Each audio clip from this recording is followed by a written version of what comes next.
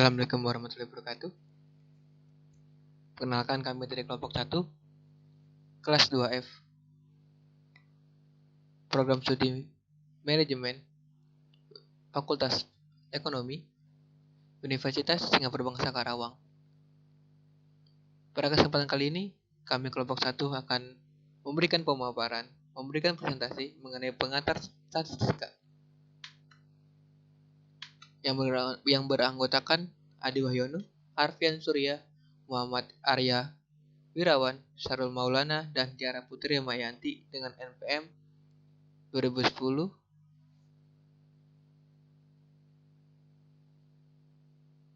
Kelompok 1 beranggotakan Adi Wahyono, Arfian Surya. Kelompok 1 beranggotakan Adi Wahyono dengan NPM 210 6310 250, Arfian Surya dengan NPM 2010 6310 257, Muhammad Arya Wirawan dengan NPM 2010 6310 2010 6, Syarul Maulana dengan NPM 2010 6310 20 211, dan Tiara Putri Mayanti dengan NPM 2010 6310 20 145. Dalam pengantar statistika, yang pertama pengertian dan penggunaan statistika, jenis-jenis statistika, jenis-jenis data, sumber data statistika, dan skala pengukuran dan beberapa alat bantu belajar. Yang pertama, pengantar statistika. Pengertian dan penggunaan statistika. Statistika adalah ilmu mengumpulkan, menata, menyajikan, menganalisis, dan menginterpretasikan data menjadi informasi untuk membantu pengambilan keputusan yang efektif. Dan juga statistika adalah suatu kumpulan angka yang tersusun lebih dari satu angka. Perkembangan statistika yang pertama pada zaman Mesir digunakan sebagai menghitung pajak. Lalu pada zaman gereja digunakan untuk mencatat angka kelahiran, kematian, dan pernikahan. Selanjutnya adalah Tinbergen atau Jan Tinbergen mempergunakan statistika untuk melihat siklus bisnis dan pengaruh kebijakan ekonomi terhadap perekonomian nasional yang memelopori bagaimana menghitung hubungan kuantitatif antara dua variabel atau lebih. Dan juga model ekonomi statistik ini sekarang dikenal dengan analisa, regresi, dan korelasi.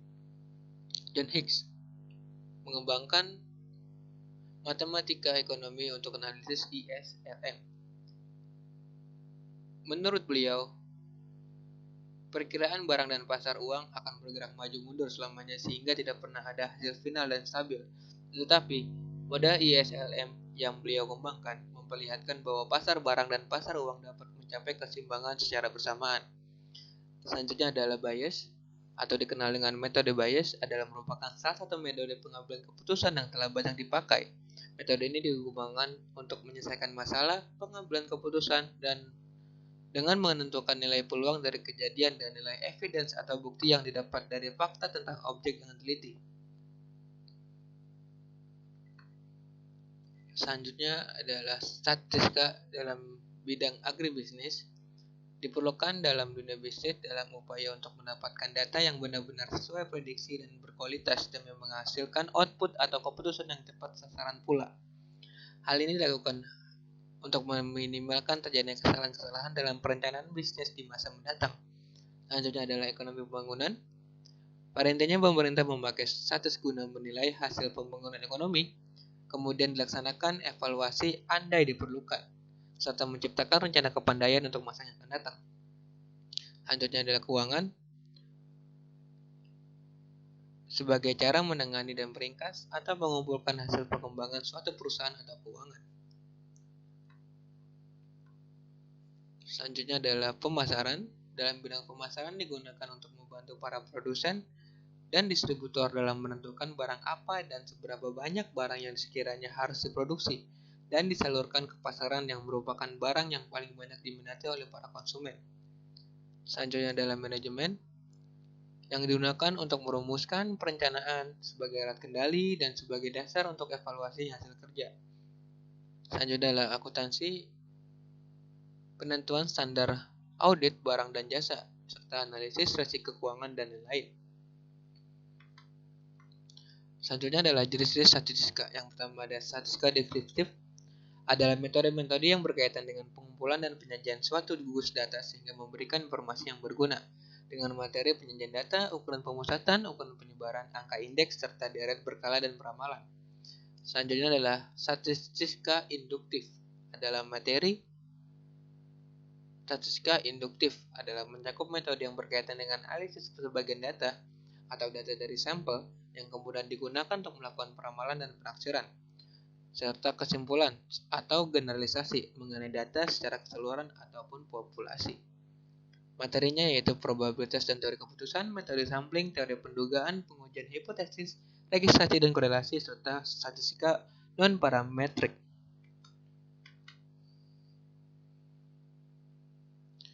Selanjutnya adalah populasi. Populasi adalah sebuah kumpulan dari semua kemungkinan orang-orang, benda-benda, dan ukuran lain dari objek yang menjadi perhatian. Selanjutnya adalah sampel adalah suatu bagian dari populasi tertentu yang menjadi perhatian. Sebagai contoh, populasi kita analogikan sebagai hewan primata dan sampel adalah kera.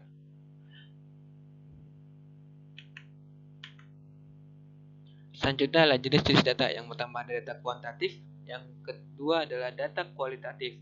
Data kuantitatif yaitu jenis kelamin dan warna kesukaan dan lain-lain. Dan untuk data kualitatif yaitu data diskret dan data kontinu. Untuk data diskret ada jumlah mobil, jumlah staf, jumlah kota dan lain. Dan untuk data kontinu adalah berat badan, daerah kota, dan luas rumah.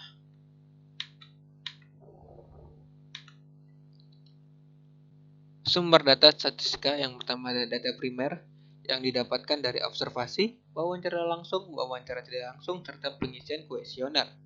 Yang kedua ada data sekunder atau data dari pihak lain seperti BPS atau Badan Pusat Statistik, World Bank, serta pihak-pihak lainnya.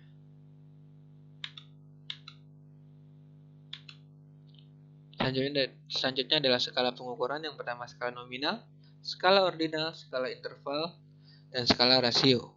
Untuk skala nominal sebagai contoh pria banding 1, wanita sama dengan 1, dan untuk skala ordinal adalah ranking 1 dan ranking 2. Untuk skala interval sebagai contoh saham sangat progresif dengan harga 5.438 hingga 6.750.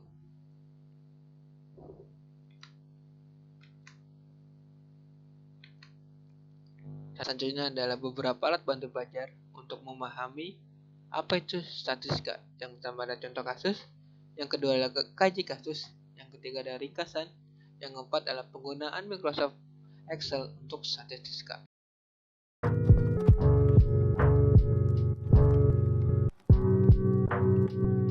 Kita akan masuk ke bagian contoh kasus. Oke, contoh kasus ini terdiri dari latar belakang, sumber dan metode data, lalu kesimpulan. Latar belakang. Peneliti mengidentifikasi mahasiswa yang berada di lingkungan Fakultas Keguruan dan Ilmu Pendidikan yang menaungi 5 prodi. Berikut adalah pie chart-nya. Pendidikan bahasa Inggris diwakilkan oleh pie chart biru. Pendidikan bahasa dan sastra Indonesia diwakilkan dengan warna kuning. Pendidikan matematika diwakilkan warna hijau. Pendidikan guru sekolah dasar diwakilkan dengan warna orange. Dan pendidikan guru anak usia dini diwakilkan oleh warna merah. Berdasarkan pie chart tersebut, dapat diketahui bahwa pendidikan bahasa Inggris memiliki data yang lebih besar dari prodi lainnya. Sumber data pie chart dan metode. Pengumpulan data didapat dari seluruh kasus yang diangkat oleh mahasiswa Fakultas Keguruan dan Ilmu Pendidikan dalam proses pengerjaan tugas akhir atau skripsi. Memfokuskan kepada penelitian kuantitatif untuk membantu penulis mengkerucutkan kembali proses perancangan bahan ajar statistika pendidikan. Subjek penelitian adalah mahasiswa Fakultas Keguruan dan Ilmu Pendidikan. Lalu metode yang digunakan adalah metode deskriptif kuantitatif.